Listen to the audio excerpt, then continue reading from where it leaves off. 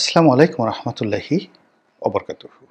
সম্মানিত দর্শক, সম্প্রতি বাংলাদেশের একজন প্রথিতযশা রাজনীতিবিদ জেলখানা থেকে বের হয়েছেন। তো জেল থেকে বের হওয়ার পর তার সঙ্গে আমার একটা কথা হলো অনানুষ্ঠানিক এবং কেবলমাত্র সামাজিক সম্পর্কের সূত্র ধরে। তো বললাম তাকে যে, দাদা, আপনার এই বয়সে জেল খাটা আমার আসলে খুব কষ্ট লেগেছে।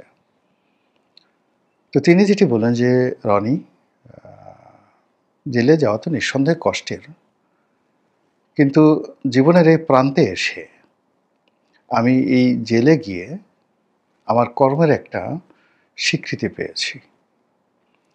তিনি একজন সহজাত লেখক, জ্ঞানী, লেখাপড়া করেন। আমি বললাম যে, জেলে গেলেন, সেই জেলের মধ্যে আবার আপনি জীবনের একটা সহজাত শিক্ষা এটা পেলেন কি করে? তিনি বললেন যে, আমার খুব আফসোস ছিল জীবনে। চোখের সামনে দুর্নীতি হচ্ছে, অপকর্ম হচ্ছে, অনাচার হচ্ছে, অবিচার হচ্ছে, এবং আমার সুদীর্ঘ জীবনে আমি বারবার হতাশ হয়ে যাচ্ছিলাম যে এদের কি বিচার হবে না?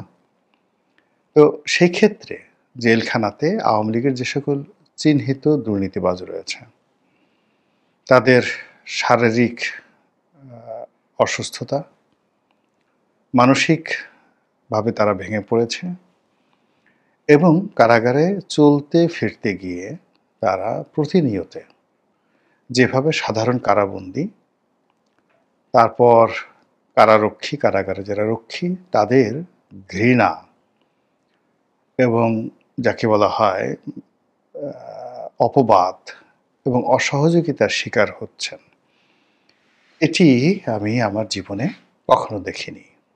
তিনি কথা হলেই বলেন বাপু, বলে যে, বাপু, আমি এরকম অবস্থা আর কখনো দেখিনি। স্বাধীনতার আগের থেকে, পাকিস্তান জমানা থেকে জেল খাটছি, কিন্তু সবসময় জেলের মধ্যে যে পরিবেশ দেখেছি, তার থেকে আজকের এই দিনগুলোতে আওয়ামী লীগের দুর্নীতিবাজরা জেলের মধ্যে যেভাবে অপদস্থ হচ্ছেন, অপমানিত হচ্ছেন, লাঞ্ছিত হচ্ছেন, যেভাবে ভেঙে পড়েছেন, অনেকে কুঁজো হয়ে গেছেন, অনেকে বুড়ো হয়ে গেছেন, অনেকে হাত পা রীতিমতো শুকিয়ে কাঠ হয়ে গেছে। তো এই অবস্থা দেখে আমার খুব ভালো লাগলো, এবং আমার কাছে মনে হয়েছে যে না, এই পৃথিবীতে এখনো বিচার আছে। এই একটা স্যাটিসফ্যাকশন যে জেলে না গেলে আর নিজের চোখে এই দৃশ্য যদি আমি না দেখতাম, কেউ আমাকে বললেও আমি এই কথা বিশ্বাস করতাম না। কথাটা শুনে আমারও খুব ভালো লেগেছে। এর কারণ হলো, আওয়ামী লীগ ছেড়ে আসার পেছনে আমার যে ১ নম্বর কারণ, সেটা ছিল আওয়ামী লীগের নাম ব্যবহার করে, দলের নাম ব্যবহার করে, দলের সভানেত্রীর নাম ব্যবহার করে কিছু ধড়িবাজ লোক দুর্নীতির একটা, যাকে বলা হয়, ওপেন টেন্ডার তারা চালু করেছিল। দুর্নীতিবাজদের একটা উল্লাস নৃত্যের তারা প্রচলন করেছিল। তাদের অহমিকাবোধ, তাদের অমানসিক চিন্তা চেতনা, তাদের যে অর্থ লোভ, এটা এমন একটা পর্যায়ে ছিল, সেই কারণে আওয়ামী লীগের যে সকল অর্জন, আওয়ামী লীগের যে ইতিহাস, সকল ঐতিহ্য, এগুলোর উপরে রীতিমতো গজব নাজিল হয়েছিল। তো কোনো কিছুর বিনিময়ে তাদেরকে থামানো যাচ্ছিল না। আমরা অনেকে সমালোচনা করেছি। দেশের মানুষ যত সমালোচনা করেছে, তাদের ক্ষমতা তত বেড়েছে, অর্থ তাদের বেড়েছে, বিত্ত তাদের বেড়েছে। তো সেই মানুষগুলো এখন জেলে আছেন। আমরা অতীতে দেখেছি, আমি একটা সময় যখন জেলে ছিলাম, আমি দেখেছি যে ওখানে বড় বড় যারা গুন্ডারাজ, বড় বড় যারা মাস্তান, চাঁদাবাজ, তারপরে সেখানে যে সকল ধরুন দুর্নীতিবাজ রয়েছে, টাকাওয়ালা রয়েছে, তারা জেলখানাটিকে একটি 5 স্টার হোটেলে পরিণত করে নেন।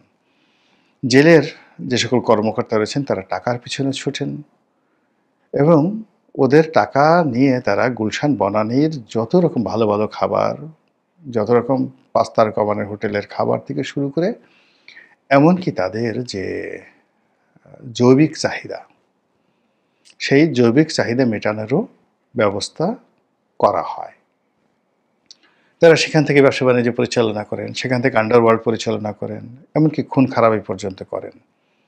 এই দৃশ্য আমি নিজের চোখে দেখে এসেছি। তো তার ব্যতিক্রম হিসেবে এই জমানাতে যদি আওয়ামী লীগের বড় বড় দুর্নীতিবাজরা, ধনীরা কারাগারে অপদস্থ হন, অপমানিত হন, তাহলে এর চাইতে সুখের সংবাদ আর হতে পারে না যারা একটি সুস্থ এবং ভালো রাষ্ট্র ব্যবস্থার কথা কল্পনা করেন। এটি গেল এক। ২ নম্বর হলো যে এই মানুষগুলো আল্লাহর শত্রু, জমিনের শত্রু, মানুষের শত্রু, প্রাণীকুলের শত্রু, এবং এরা এই পৃথিবীর যত মাখলুকাত রয়েছে সকল মাখলুকাতের ঘৃণার বস্তু। সকল মাখলুকাত তাদেরকে ঘৃণা করে। এ সকল মানুষের রক্তে সমস্যা আছে। আমি যদি বলি যে জন্মে সমস্যা আছে, সেটাও খুব বেশি বলা হবে না। সাধারণত গরিব মানুষের অর্থ, ধরুন রাষ্ট্রীয় অর্থ, একটা ব্যাংকে কাদের অর্থ থাকে? এখানে ধনী দরিদ্র সকল মানুষের অর্থ থাকে। অনেক অলি আল্লাহর অর্থ থাকে, গাউস কুতুবের অর্থ থাকে। তো সেই অর্থ আপনি নিয়ে ঋণের নামে নিয়ে, মিথ্যা কথা বলে নিয়ে আপনি মদ খেলেন, বিদেশে টাকা পাচার করলেন, এমনকি নিজের মেয়ের বিয়ের টাকা খরচ করলেন, BMW, মার্সিডিস, অডি গাড়ি কিনলেন।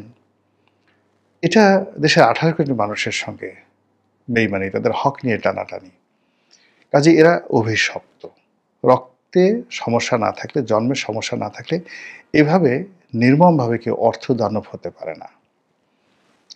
রাষ্ট্রীয় অর্থ যেমন কন্ট্রাক্টারি, টিআরকা ভিক্ষা চুরি করা, প্রধানমন্ত্রীর ত্রাণ তহবিল টাকা চুরি করা, মানে রাষ্ট্রের 18 কোটি মানুষ, যার মধ্যে ঠেলাওয়ালা থেকে শুরু করে ভিক্ষুক পর্যন্ত রয়েছে। একটা ভিক্ষুক যে বিড়ি খাচ্ছে, জর্দা খাচ্ছে, সেই জর্দার উপরও কিন্তু সরকারের ট্যাক্স বসানো। কাজেই সেই ট্যাক্সের টাকায় আবার ভিক্ষুকদের পুনর্বাসন করার জন্য যে সকল সরকারি বরাদ্দ রয়েছে, সেই সকল বরাদ্দ যারা মন্ত্রী হয়ে, এমপি হয়ে, দলের নেতা হয়ে, গুন্ডা হয়ে, পান্ডা হয়ে সেগুলো তছনছ করে দেন, তাদের প্রতি আল্লাহর গজব অনিবার্য, এবং এরা পৃথিবীর শত্রু। তো সেই মানুষগুলো প্রকৃতি দ্বারা কষ্ট পাচ্ছেন, পরিস্থিতি দ্বারা তারা কষ্ট পাচ্ছেন। এটা যারা এই সমাজে ভালো চিন্তা করেন তাদের সকলের জন্যই আনন্দের সংবাদ। দ্বিতীয়ত, আমি মনে করি যে এই সকল মানুষের উপর আল্লাহর গজব নাজিল হওয়া উচিত। এদের বেঁচে থাকার কোনো অধিকার নেই, সম্মান তো দূরের কথা।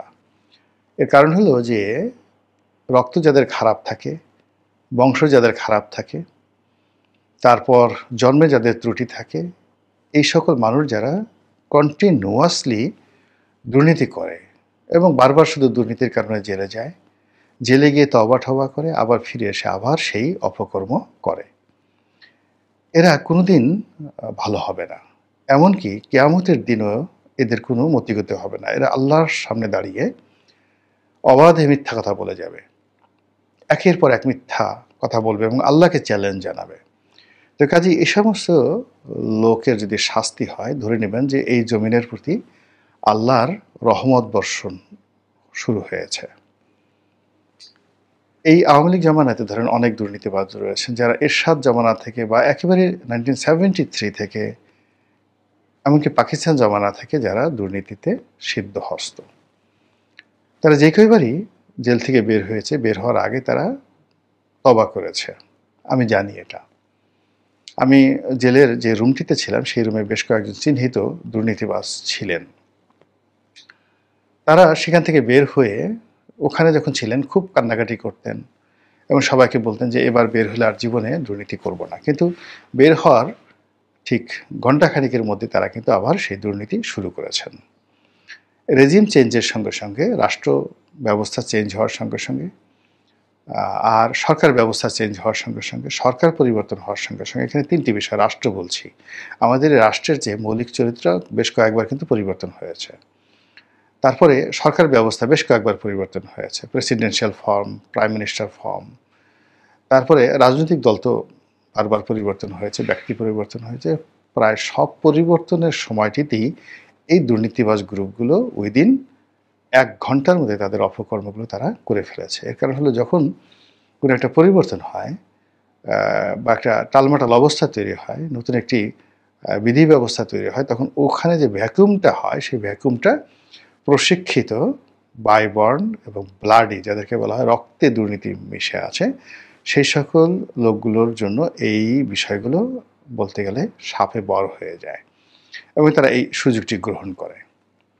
ফলে এই লোকগুলোর চরিত্র অভ্যাস কোনো দিন পরিবর্তন হবে না। আল্লাহ নিজে বলেছেন কিছু মানুষ সম্পর্কে, প্রথম বলেছেন ওরা পশুর মতো, তারপরে বলেছেন ওরা পশুর চেয়েও খারাপ, সবসময় তাদের জিহ্বায় বের হয়ে থাকে। তো সেই মানুষগুলো আওয়ামী লীগকে যারা ডুবিয়েছে, শেখ হাসিনাকে যারা ডুবিয়েছে, আওয়ামী লীগের যে সকল ভালো ভালো মানুষ যাদের জীবন এখন জাহান্নাম হয়ে গেছে, এই সকল দুর্নীতিবাজদের কারণে আল্লাহর লানত তাদের উপর বর্ষিত হোক, এই দোয়া করছি। এবং সেই সঙ্গে সঙ্গে এরা যে খারাপ হয়ে যাচ্ছে, এরা যে মৃত্যুর দ্বার প্রান্তে চলে যাচ্ছে, ওই ভদ্রলোকের মতো, রাজনীতিবিদের মতো আমারও ভালো লাগছে বলে এই যাকে বলা হয় ভিডিওটি করছি।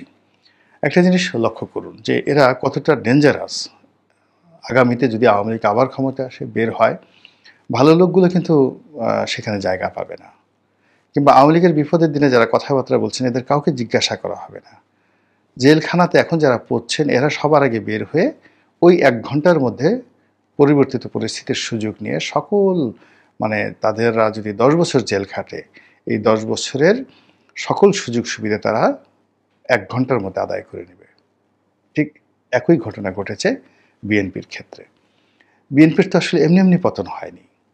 2001 থেকে 2006 সন পর্যন্ত বিএনপির যে সকল দুর্নীতিবাজ, যে সকল সন্ত্রাসী, যারা এই বিএনপির মতো একটি রাজনৈতিক দলকে শেষ করে দিয়েছিল, তো পরবর্তীতে 1/11-এর সময় অনেকে জেলে গেছেন, অনেকে দেশের বাইরে পালিয়েছিলেন, তারপর অনেকে সাজাপ্রাপ্ত হয়েছিলেন, অনেকে আমাদের এই সমাজে চরিত্র পাল্টে, কেউ রাজনৈতিক চরিত্র পাল্টিয়েছিলেন, কেউ যাকে বলা হয় নিজেদের সুরত পাল্টিয়েছিলেন, দাড়ি মোছ রেখে থেকে রীতিমতো ফেরেশতা হওয়ার চেষ্টা করেছিলেন, বিশাল লম্বা ফেরেশতা হওয়ার চেষ্টা করেছিলেন। দাড়ি ঠাড়ি দেখলে মনে হবে যেন এইমাত্র আকাশ থেকে, আকাশের সেই বাতাসের উপর বসে এই লোক ধ্যানমগ্ন থাকে সবসময়, সে এত বড় অলি আল্লাহ। তো এই সমস্ত বদমাশ লোকগুলো যখন 5ই আগস্ট হলো, তারেক জিয়া আসতে সাহস পাননি, বেগম জিয়া বুঝতে পারেননি কি হচ্ছে, কিন্তু আগস্ট মাসের 6 তারিখের দুপুর 12টার মধ্যে ওই যে বদমাশগুলো সবগুলো জেল থেকে বের হয়েছে, বিদেশ থেকে চলে আসছে, আর বাংলাদেশে যে গর্তের মধ্যে লুকিয়েছিল তারা সবাই বের হয়ে গেছে। এবং 1 ঘন্টার মধ্যে তারা একটা নেটওয়ার্ক তৈরি করে ফেলেছে, তারা একটি সিন্ডিকেট তৈরি করে ফেলেছে, এবং তারা নিজেদের মধ্যে এই আওয়ামী লীগের ফেলে যাওয়া সাম্রাজ্য ভাগাভাগি করে নিয়েছে। সেখানে club, casino, bank, Karwan Bazar, তারপরে গাবতলী, পশুরহাট, Sayedabazar bus terminal, Mohakhali bus terminal থেকে শুরু করে যত রকম যেখানে আন্ডারওয়ার্ল্ডে টাকা লেনদেন হয়, 1 ঘন্টার মধ্যে তারা আগস্ট মাসের 2024 সনের আগস্ট মাসের 6 তারিখ সকাল 10টা-11টার মধ্যে তারা নিজেদের মধ্যে সেটা ভাগাভাগি করে নিয়েছে। এবং এদের কারণে বিএনপির যে সম্ভাবনাটা ছিল, পুরো সম্ভাবনাটা এখন 99.99% ঝুঁকির মধ্যে। বিএনপির অনেকে বগল বাজাচ্ছে, তারা মনে করছে যে না, ভোটের মাঠে তারা ভালো করবে। কিন্তু আমি তো পটুয়াখালীর রাজনীতিটা বুঝি, সারা বাংলাদেশের রাজনীতি না বুঝি, কিন্তু পটুয়াখালীর আমার নির্বাচনী এলাকা গলাচিপা দশমিনা, পার্শ্ববর্তী কলাপাড়া, পটুয়াখালীর সদর, তারপরে বাউফল, এই যে 4টি সংসদীয় আসন, সেখানে কি যে হচ্ছে এবং আগামীতে কি হবে এটা আমি এখন বলতে পারবো না। কিন্তু আমি, যদি কেউ আমাকে চ্যালেঞ্জ জানায়, আমি এখন লিখে দেব। তারপরে ভোট যদি হয়, আমি বললাম এখনও ভোটের ব্যাপারে আমি বলতে গেলে একেবারে 99.99% নিশ্চিত যে ভোট ডিউ টাইমে হচ্ছে না। তারপরে যদি হয়, আপনি দেখবেন যে কি ধরনের ফল বিপর্যয় এখানে ঘটে। তো এই যে বললাম যে বিএনপির 20 বছর বা 19 বছর ধরে 2006 সন থেকে আজ অবধি তারা যে নির্মম পরিবেশ মোকাবেলা করেছে, বিএনপির মির্জা ফখরুল সাহেবের মতো ভদ্রলোক, তার প্রাণ শক্তি চলে গেছে, দুর্বল হয়ে পড়েছেন, অসহায় হয়ে পড়েছেন, মেজাজ ঠিক রাখতে পারছেন না, যা কিছু ঘটছে এখানে। ডক্টর মঈন খানের মতো জ্ঞানী গুণী প্রাজ্ঞ লোক এই সময়টিতে তারা কাজ করতে পারছেন না। যত রকম টাউট, যত রকম আজে বাজে লোকজন আছে, মানে যাদের পাকিস্তান প্রীতি, যাদের দুর্নীতি করার অভিলাষ, টাকা পাচারের অভিলাষ প্রবল ছিল, সেই লোকগুলোর দাপটে এখন বিএনপি রাজনীতি, জনপ্রিয়তা এবং সম্ভাবনা এমন একটা জায়গাতে চলে এসেছে যে এখন তাদের হাঁটুর বয়সী ছেলে যারা রয়েছেন এনসিপিতে কিংবা জামাতে, তাদের হাতে উঠতে বসতে লাঞ্ছিত, অপমানিত হতে হচ্ছে। এবং এটা বিপুল সম্ভাবনা এই দুর্নীতিবাজদের কারণে নষ্ট হয়ে যাচ্ছে। তো বিএনপির যদি এই যে এখন দেখুন চাক্কুর যে ঘটনাটা ঘটছে, এটা আগামীতে আওয়ামী লীগের জন্য ঘটবে। তো সেই ক্ষেত্রে আমাদের সমাজ এখনো ওইভাবে গড়ে ওঠেনি। আমরা দুর্নীতিবাজদেরকে এখনো ঘৃণা করতে পারছি না, তাদেরকে পরিহার করতে পারছি না, তাদেরকে ধারণ করছি আমরা। একজন দুর্নীতিবাজ দাওয়াত দিলে বা তার মেয়ের সঙ্গে আপনার ছেলের বিয়ের প্রস্তাব দিলে বা সে আপনার সঙ্গে একটু হাত ধরে হাঁটাহাঁটি করলে প্রভাবশালী আপনি পুলক অনুভব করেন। তো এইরকম যখন একটা সামাজিক মন মানসিকতা এসে যায়, তখন সেখানে আল্লাহর গজব অনিবার্য হয়ে যায়, সেটা ভূমিকম্প হোক, জলোচ্ছ্বাস হোক বা যা কিছু হোক। তো সেক্ষেত্রে যারা শান্তিপ্রিয় মানুষ, তাদের উচিত হলো এই দুর্নীতিবাজ নির্মূলে খোদাই সাহায্য প্রার্থনা করা, যে আল্লাহ এদেরকে তুমি নির্মূল করে দাও। তো সেই অর্থে যে সংবাদটি পেলাম, এটা নিঃসন্দেহে আমার জন্য সুসংবাদ, আর এই সুসংবাদটি আপনাদের সঙ্গে শেয়ার করলাম। আল্লাহ আমাদের সবাইকে হেদায়েত দান করুন এবং হেফাজত করুন। আসসালামু আলাইকুম ওয়া রাহমাতুল্লাহি ওয়া বারাকাতুহু।